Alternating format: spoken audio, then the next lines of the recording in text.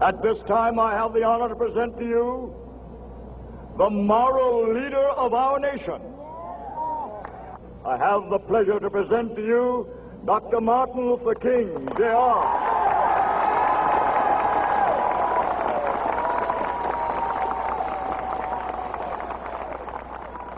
I am happy to join with you today in what will go down in history as the greatest demonstration for freedom in the history of our nation.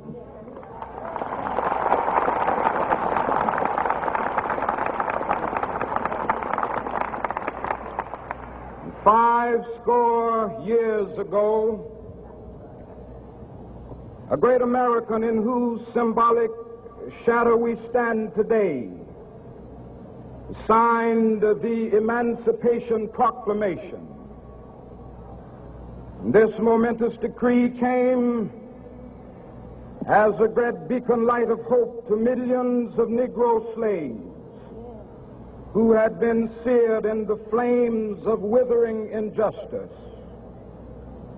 It came as a joyous daybreak to end the long night of their captivity. But 100 years later, the Negro still is not free. 100 years later, the life of the Negro is still sadly crippled by the manacles of segregation and the chains of discrimination. 100 years later, the Negro lives on a lonely island of poverty in the midst of a vast ocean of material prosperity. 100 years later, the Negro is still languished in the corners of American society and finds himself in exile in his own land. And so we've come here today to dramatize a shameful condition. In a sense, we've come to our nation's capital to cash a check. When the architects of our republic wrote the magnificent words of the Constitution and the Declaration of Independence, they were signing a promissory note to which every American was to fall heir. This note was a promise that all men, yes, black men as well as white men, would be guaranteed the unalienable rights of life, liberty, and the pursuit of happiness. It is obvious today that America has defaulted on this promissory note insofar as her citizens of color are concerned. Instead of honoring this sacred obligation, America has given the Negro people a bad check, a check which has come back marked insufficient funds.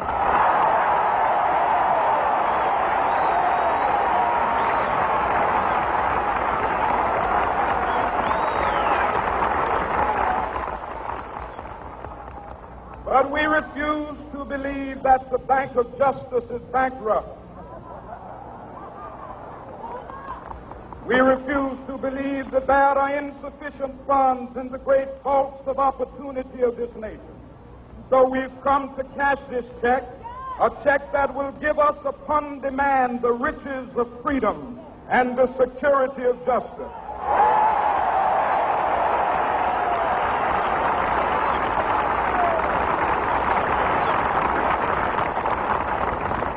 We have also come to this hallowed spot to remind America of the fierce urgency of now. This is no time to engage in the luxury of cooling off or to take the tranquilizing drug of gradualism.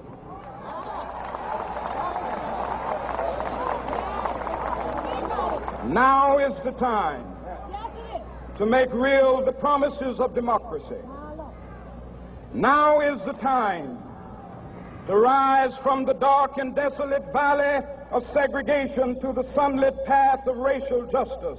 Now is the time to lift our nation from the quicksands of racial injustice to the solid rock of brotherhood. Now is the time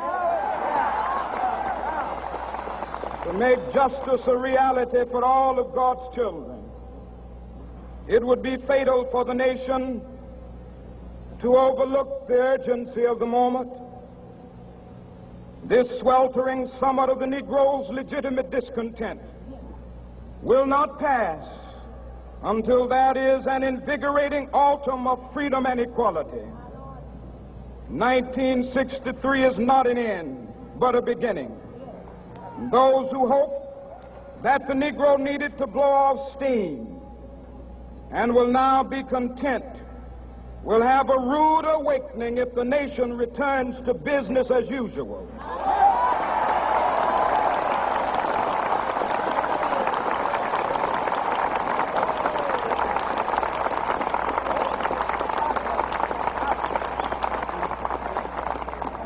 There will be neither rest nor tranquility in America until the Negro is granted his citizenship rights. The whirlwinds of revolt will continue to shake the foundations of our nation until the bright day of justice emerges. But that is something that I must say to my people who stand on the one threshold which leads into the palace of justice. In the process of gaining our rightful place, we must not be guilty of wrongful deeds. Let us not seek to satisfy our thirst for freedom by drinking from the cup of bitterness and hatred.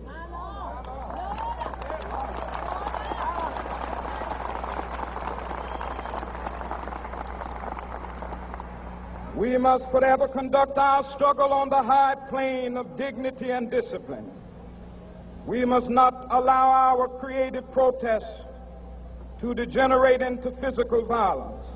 Again and again, we must rise to the majestic heights of meeting physical force with soul force. The marvelous new militancy which has engulfed the Negro community must not lead us to a distrust of all white people. For many of our white brothers, as evidenced by their presence here today, have come to realize that their destiny is tied up with our destiny.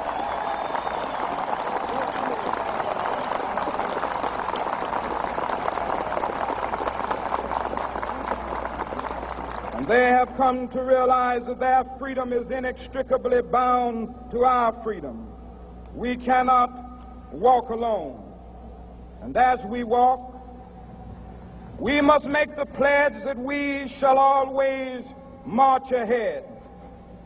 We cannot turn back. There are those who are asking the devotees of civil rights, when will you be satisfied? We can never be satisfied as long as the Negro is the victim of the unspeakable horrors of police brutality. We can never be satisfied as long as our body is heavy with the fatigue of travel, cannot gain lodging in the motels of the highways and the hotels of the cities.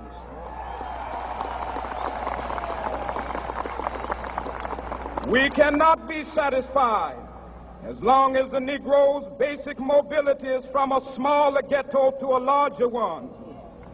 We can never be satisfied as long as our children are stripped of their selfhood and robbed of their dignity by signs stating for whites only.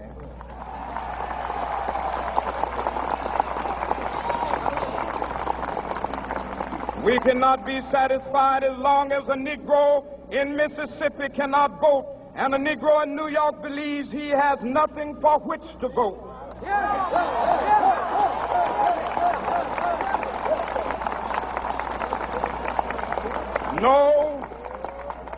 No, we are not satisfied, and we will not be satisfied until justice rolls down like waters and righteousness like a mighty stream.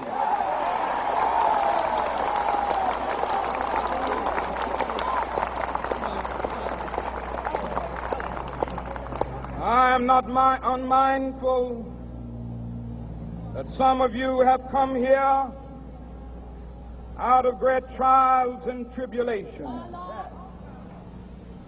Some of you have come fresh from narrow jail cells. Some of you have come from areas where your quest for freedom left you battered by the storms of persecution and staggered by the winds of police brutality. You have been the veterans of creative suffering. Continue to work with the faith that unearned suffering is redemptive. Go back to Mississippi.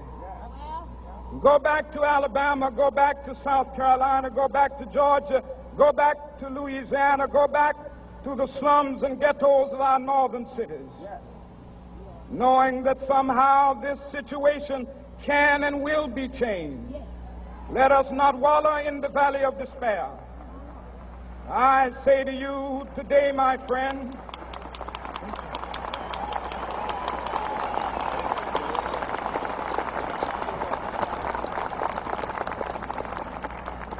so even though we face the difficulties of today and tomorrow, I still have a dream. It is a dream deeply rooted in the American dream. I have a dream that one day this nation will rise up and live out the true meaning of its creed. We hold these truths to be self-evident, that all men are created equal.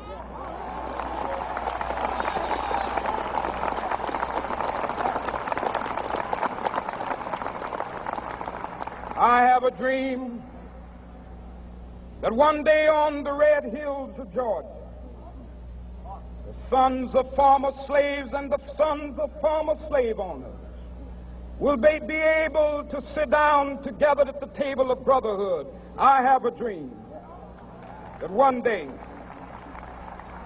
even the state of Mississippi, a state sweltering with the heat of injustice, sweltering with the heat of oppression, will be transformed into an oasis of freedom and justice. I have a dream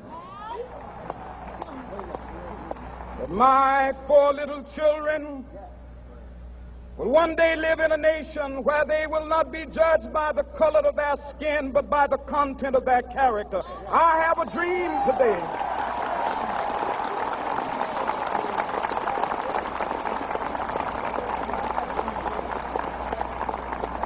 I have a dream that one day down in Alabama, with its vicious racists, with its governor having his lips dripping with the words of interposition and nullification, one day right there in Alabama, little black boys and black girls will be able to join hands with little white boys and white girls as sisters and brothers. I have a dream today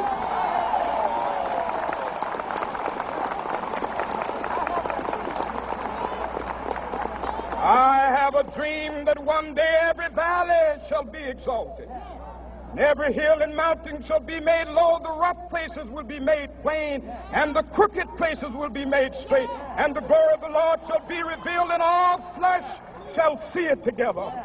This is our hope. This is a faith that I go back to the South with. With this faith, we will be able to hew out of the mountain of despair a stone of hope. With this faith, we will be able to transform the jangling discords of our nation into a beautiful symphony of brotherhood. With this faith, we will be able to work together, to pray together, to struggle together, to go to jail together, to stand up for freedom together, knowing that we will be free one day. This will be the day. This will be the day when all of God's children will be able to sing with new meaning, "My country, 'tis of thee. Sweet land of liberty, of thee I sing. Land where my fathers died, land of the pilgrim's pride. From every mountainside, Let freedom ring, and if America is to be a great nation, this must become true. And so let freedom ring from the prodigious hilltops of New Hampshire.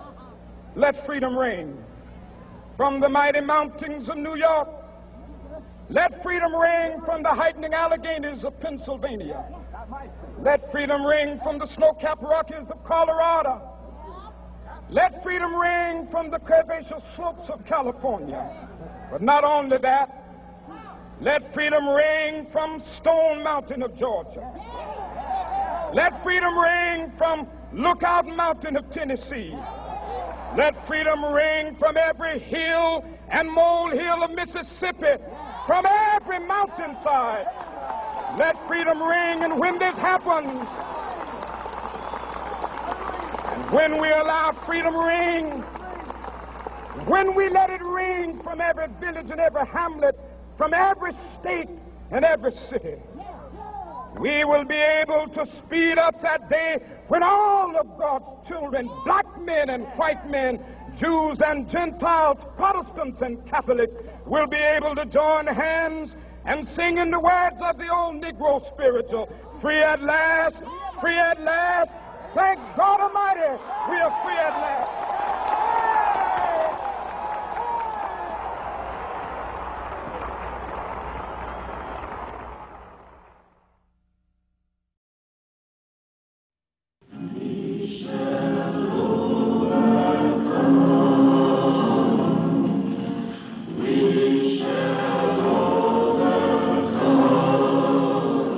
There's a little song within our breasts with words of hope and love. The melody blends as we join hands with faith in God above. Dr. Martin Luther King now tells us of this song. There's a little song that we sing in our movement down in the South. I don't know if you've heard it, but it has become the theme song. We shall overcome. We shall overcome. Deep in my heart, I do believe we shall overcome. Though I've joined hands so often with students and others behind jail bars singing it, we shall overcome. Sometimes we've had tears in our eyes when we joined together to sing it, but we still decided to sing it. We shall overcome. No, before this victory is won, some will have to get thrown in jail some more, but we shall overcome. Don't worry about us. Before the victory is won, some of us will lose jobs, but we shall overcome. Before the victory is won, even some will have to face physical death. But if physical death is the price that some must pay to free their children from a permanent psychological death, then nothing shall be more redemptive. We shall overcome. Before the victory is won, some will be misunderstood and called bad names and dismissed as rabble-rousers and agitators, but we shall overcome. And I'll tell you why. We shall overcome because the arc of the moral universe is long, but it bends toward justice. We shall overcome because Carlyle is right. No lie can live forever. We shall overcome because William Cullen Bryant is right. Truth crushed to earth will rise again. We shall overcome because James Russell Lowell is right. Truth forever on the scaffold, wrong forever on the throne. Yet that scaffold sways the future. And behind the dim unknown standeth God within the shadow, keeping watch above his own. We shall overcome because the Bible is right. You shall reap what you sow. We shall overcome. Deep in my heart, I do believe we shall overcome. And with this faith, we will go out and adjourn the councils of despair and bring new light into the dark chambers of pessimism. And we will be able to rise from the fatigue of despair to the buoyancy of hope. And this will be a great America. We will be the participants in making it so. And so as I leave you this evening, I say, walk together, children. Don't you get weary. There's a great camp meeting in the corner.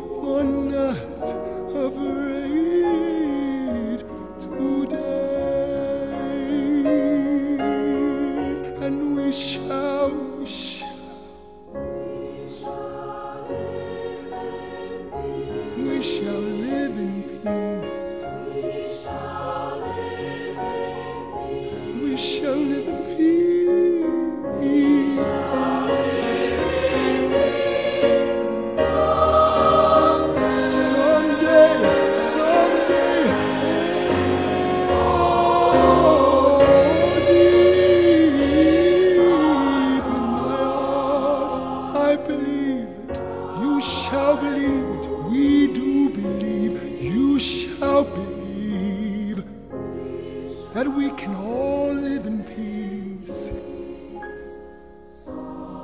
someday.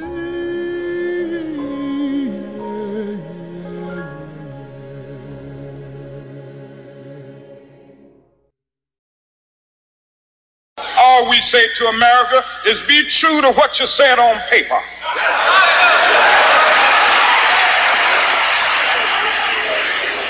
If I lived in China or even Russia or any totalitarian country, maybe I could understand some of these illegal injunctions. Maybe I could understand the denial of certain basic First Amendment privileges because they haven't committed themselves to that over there. But somewhere I read of the freedom of assembly. Somewhere I read of the freedom of speech. Somewhere I read of the freedom of press. Somewhere I read that the greatness of America is the right to protest far right.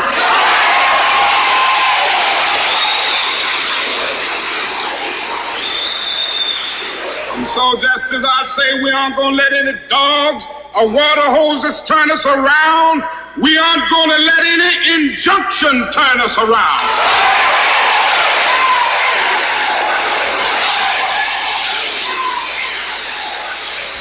Well, I don't know what will happen now. We've got some difficult days ahead. But it really doesn't matter with me now because I've been to the mountaintop. I don't mind.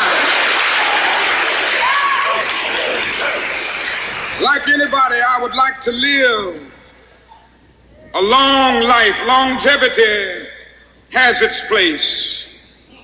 But I'm not concerned about that now. I just want to do God's will. And He's allowed me to go up to the mountain. And I've looked over and I've seen the promised land. I may not get there with you, but I want you to know tonight that we as a people will get to the promised land.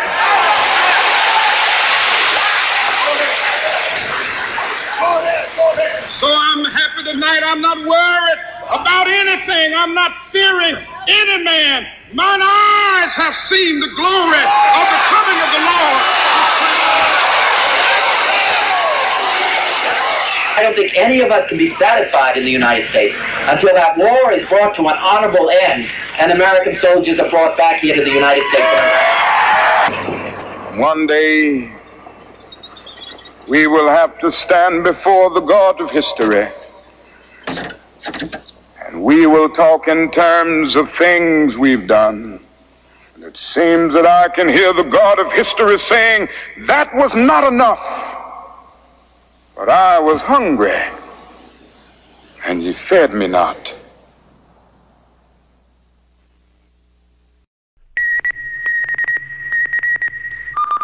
This is an NBC News Hotline special report. Here is Don Hickman in Memphis.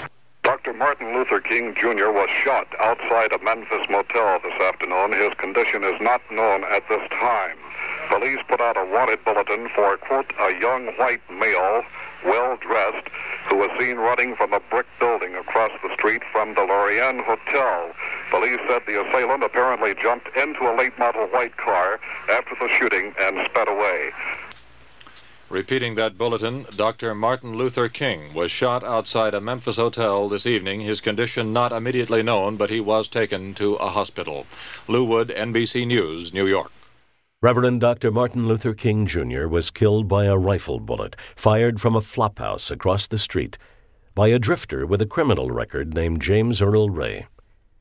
News of his death sent shockwaves across the country as millions expressed their sorrow and grief, some quietly, others in a violent rage. I ask every citizen to reject the blind violence that has struck Dr. King.